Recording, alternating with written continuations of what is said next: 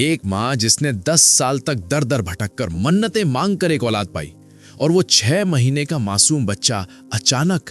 अब तक 10 से ज्यादा लोगों की मौत हो चुकी है और कल एक 6 महीने के मासूम बच्चे ने भी दम तोड़ दिया है। बहुत ही दुखद खबर है जो इंदौर से सामने आई है। क्यों? क्योंकि उसने अपने ही घर के नल का पानी पिया था। पानी जिसे हम और आप जीवन कहते हैं, वो इंदौर के भागीरथपुरा के लिए मौत बन गया।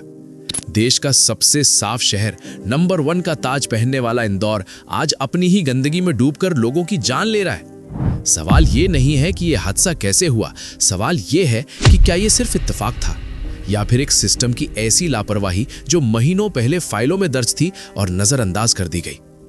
आइए इस पूरे मामले को स्टेप बाय स्टेप समझते हैं। आज हम शुरू से शुरू करेंगे, पहली शिकायत से लेकर उस आखिरी घंटा वाले बयान तक।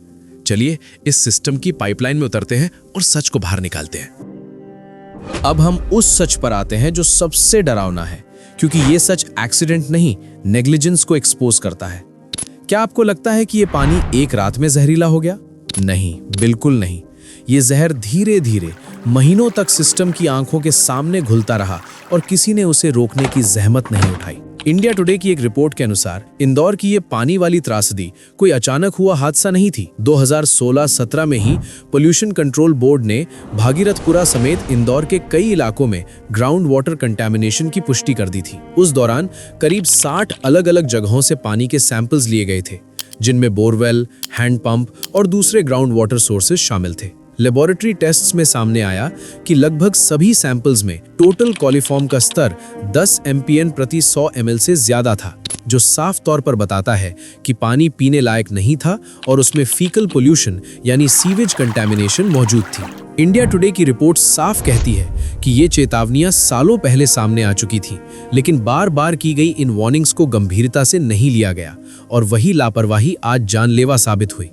स्थानीय निवासियों, RTI इनपुट्स और वार्ड लेवल कंप्लेंट्स के मुताबिक भागीरथपुरा इलाके में पानी की शिकायतें जुलाई 2025 से शुरू हो चुकी थीं। बारिश का मौसम आते ही लोग नगर निगम के जोनल ऑफिस में लिखित शिकायतें देने लगे थे कि नल के पानी से बदबू आ रही है, रंग बदल रहा है और पीने के बाद बच्चों को उल्टियां हो रही हैं। लेकिन हर बार जवाब वही मिला, लाइन पुरानी है, थोड़ा बहुत ऐसा होता रहता है। लोग हफ्तों तक चक्कर काटते रहे, लेकिन अधिकारी कुर्सी से नहीं हिले। अब यहाँ सबसे बड़ा सवाल उठता है और यही कहानी पलटती है, क्योंकि जुलाई 2025 में ही इंदौर म्युनिसिपल कॉर्पोरेशन ने उसी इलाके की ड्रिंकिंग वाटर रिप्लेसमेंट का टेंडर निकाला था। यानी सिस्टम को पता था कि पाइपलाइन खराब है, करोजन है, रिस्क है।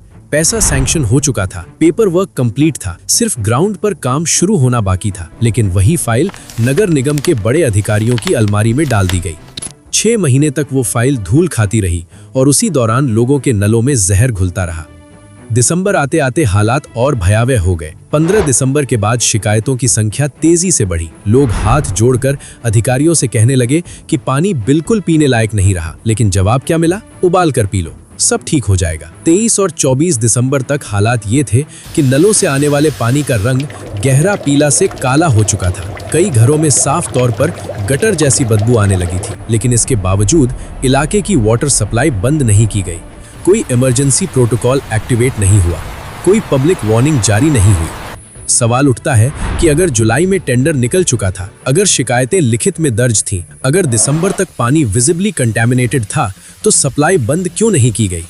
जवाब डरावना है, क्योंकि सिस्टम तब तक नहीं जागता जब तक पहली मौत दर्ज न हो जाए।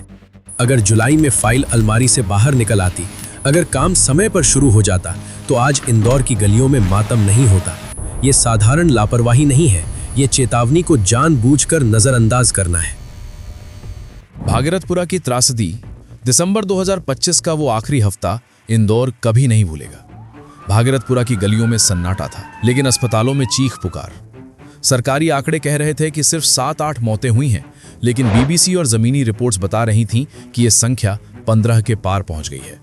1400 से ज्यादा लोग उल्टियां कर रहे थे। इन मौतों में सबसे ज्यादा कलेजा चीर देने वाली कहानी थी उस 6 महीने की मासूम बच्ची की। वो बच्ची जिसे उसकी मां ने 10 साल की लंबी मन्नतों और दुआओं के बाद पाया था। उसे क्या पता था कि जिस शहर को दुनिया सफाई में नंबर 1 कहती है, वही शहर उसे घूंट घूंट जहर पिला रहा है। उस बच्ची की मौत कोई हादसा नहीं, इस भ्रष्ट सिस्टम की दी हुई सजा थी। अब सवाल उठता है कि ये गंदगी पाइप के अंदर घुसी कैसे? क्या ये सिर्फ एक मामूली लीकेज था? नहीं।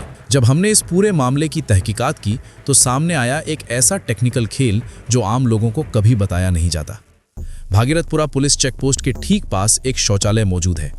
नियम के मुताबिक हर टॉयलेट के नीचे एक पक्का कंक्रीट से सील किया हुआ सेप्टिक टैंक होना चाहिए, लेकिन यहाँ ऐसा कुछ नहीं था। यहाँ था सिर्फ एक वेस्ट पिट, यानी जमीन में खोदा गया एक कच्चा गड्ढा जिसमें इंसान का मलमूत्र सीधे जमा हो रहा था और वहीं से मिट्टी के जरिए धीरे धीरे जमीन के अंदर रिस रहा था। अब यहाँ आती है दूसरी और बेहद खतरनाक लापरवाही। जिस कच्चे गड्ढे में गटर की गंदगी जा रही थी उसके ठीक बगल से बिल्कुल सटकर पीने के पानी की मुख्य पाइपलाइन गुजर रही थी। नियम कहता है कि सीवेज स्रोत और पीने के पानी की लाइन के बीच सुरक्षित दूरी होनी चाहिए, लेकिन यहाँ ये दूरी फीट में नहीं इंचों में थी।